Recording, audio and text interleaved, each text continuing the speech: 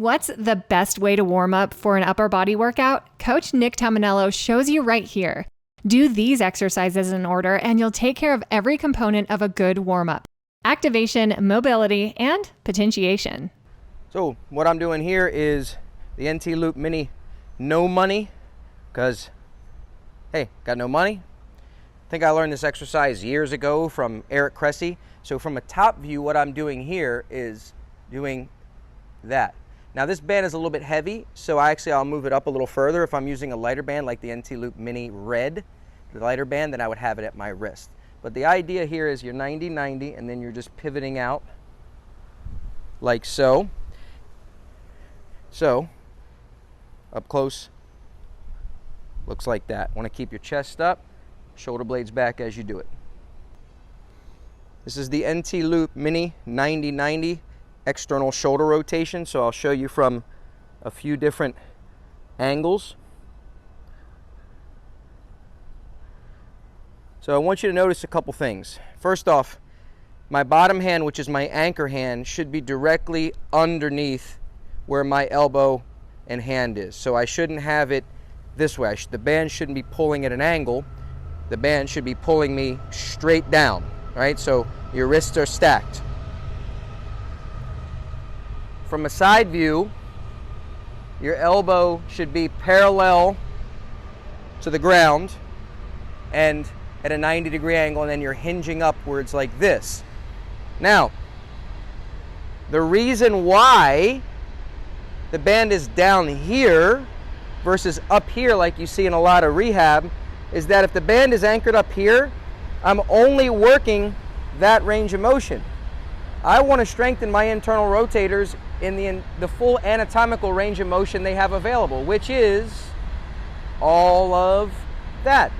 So, by holding the band down here, I'm getting tension even at the bottom and at the top. Now, if I'm losing strength at the top, I can kind of ride it up with my other hand to accommodate the resistance strength through the range of motion. Then when I want to go to the other side, I just switch the position, do the same thing. Now see where this hand is? It's not far enough over. I got to get it all the way over before I do the motion.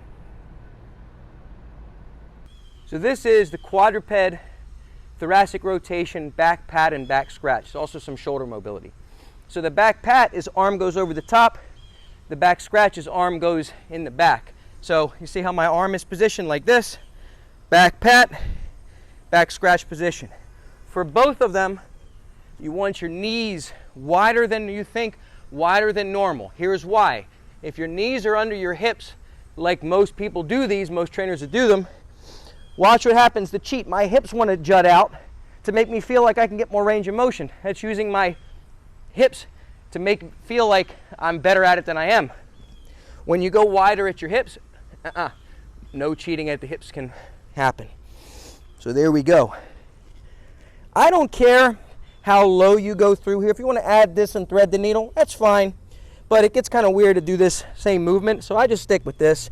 I focus on trying to look to the sky and make sure that you can talk the whole time. You shouldn't be struggling, because if you're struggling, you're holding your breath. It's not a mobility exercise anymore. You're not owning the position.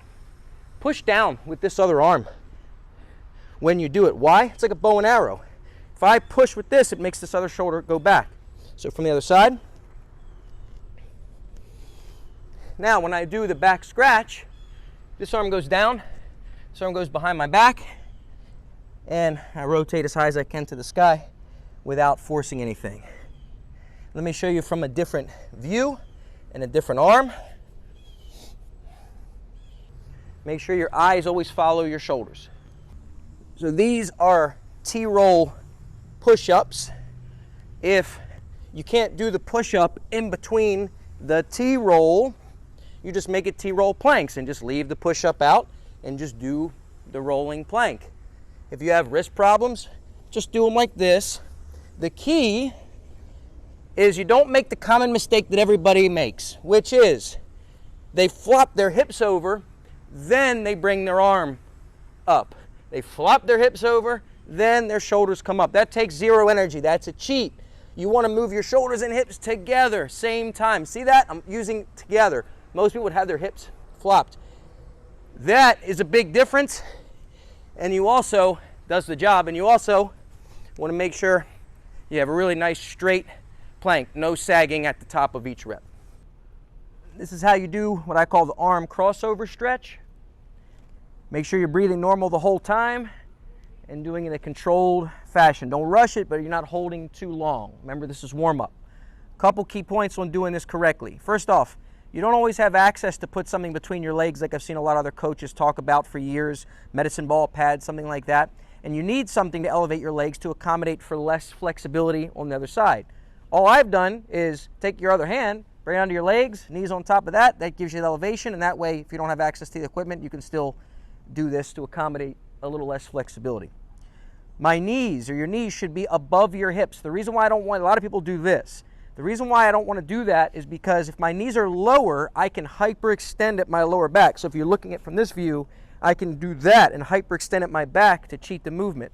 But when I bring my legs up, at least to my hip height or higher, then it has to be from thoracic rotation, not lumbar extension.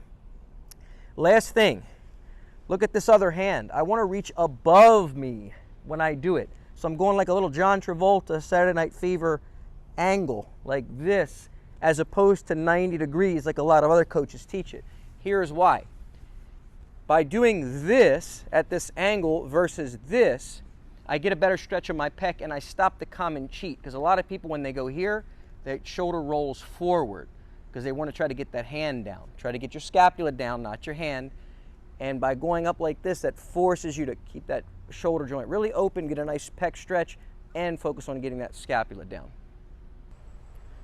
So this is my version. This is arm circles with a leg drive. This is my version of an old school warm-up. So you would do reps in both directions, clockwise and counterclockwise. Doesn't matter which way you start. So obviously, you know, we all used to make fun of like the old school lifters. No matter what their workout was, this was the warm-up, right? You do about 5 of these and then you go, you're ready for anything, right? Well, stepping that up a little bit. So the reason why you don't have to do the leg drive, you can sit here and really do your arm circles, and my arms are very relaxed here. Your joints basically work on 2 concepts, or remain healthy based on 2 concepts: compression and distraction. Keeping your arms relaxed and try to make the biggest circles, meaning get the arms as far away from you, so towards the ground, toward behind me, up here and out there, trying to get as much shoulder distraction as I can, is a really nice way to work on shoulder mobility in both directions. That's what you're thinking about when you're doing the arm circles. The leg drive just incorporates a little bit of rhythm and athleticism. So if you're doing sports, or you're learning kettlebell swings, or you're doing Olympic lifts, you need that coordination from the lower body driving the upper body. What are we doing here? So we're incorporating some fundamental athleticism, rhythm, timing, and coordination into the warm-up to get more out of it. So this is the seal jack. Now, what I'm doing is I'm intentionally driving my arms forward and driving my arms backwards quickly. So I'm creating a really dynamic action between what all the musculature in the front part of my shoulders, including my pecs, does to get stretched and then drive my arms back, and then the posterior shoulders to get lengthened and then reverse course and shorten again. So I'm actually not clapping. Watch what I'm doing. I'm stopping my hands. I'm thrusting them forward, stopping them before they touch, which kind of switches from everything that moves it to the front to everything that moves it in the back. And then as soon as I get here, I get a little stretch, I bang, stop them there, get a little stretch in the chest, bop, and bring them forward. I'm also getting a little nice plyometric action at my ankles. One more little detail. When I originally learned these, it's been around for a long time, coaches always told me to do a T. So it was like this, but you notice how my arms are going slightly upwards, like that. Reason why is this. I'll get a little closer to you. When people do a T, they have a tendency to roll their shoulders forward. So they go like that when they do a T, and the arms end up like this. But if you tell them to bring their arms from below their chest to slightly about eye level. It forces you to open up everything, and it really ensures proper technique and maximizes the stretch. If you enjoyed this information, hit that like button to let us know. Plus, if you never want to miss another T-Nation video again, hit subscribe and that little notification bell right next to it.